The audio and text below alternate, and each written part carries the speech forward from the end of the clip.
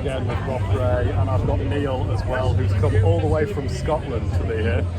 Hello. Oh yeah. So we had someone come from Wigan earlier, but I think you've outdone them. Probably, yeah. So your involvement in the event is quite big then? Well, Crieff was the centre for all the droving trade from the north of Scotland.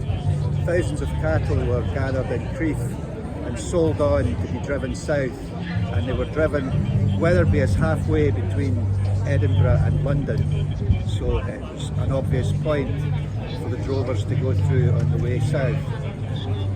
So I hear you have a bit of a project for a museum going on. We are hoping to get into the old town hall in Crieff and set up exhibitions and what have you in there. We've already done some kind of open access things in various places round about the area, but we want the permanent premises. So I've been learning from you and Rob that Wetherby is quite a predominant part of the Drovers route. Can you maybe give us a bit of an insight into that for people who don't know? Okay, well, Wetherby was one of the places where you could ford the Wharfe River with the cattle, and for those purposes Wetherby had a large amount of cattle going through it every year, every autumn.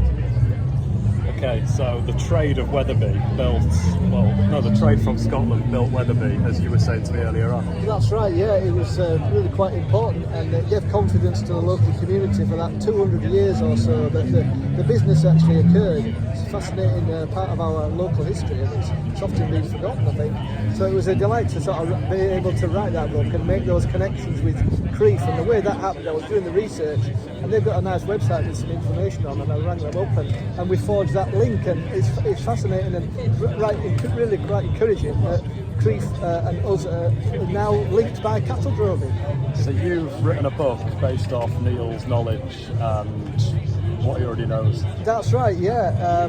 It's a little known knowledge. It's often passed from mouth to mouth in a way. There's not many books written about it, and in fact there's only one local history book from 1938 that added a reference to Wetherby cattle droving.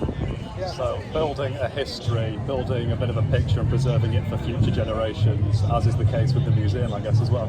Exactly, yeah, that's what the museum's strength is, I hope.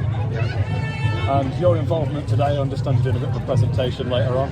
I've brought a little film down that shows the kind of everyday life of drovers back in the day. It's just a kind of a fictional presentation, but it's quite a nice little 15-20 minute film. And people can have the chance to see that at what time? At 3 o'clock. And that's in the town hall? In the town hall, yes.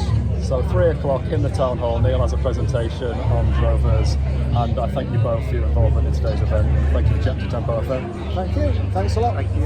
And with that, Steve.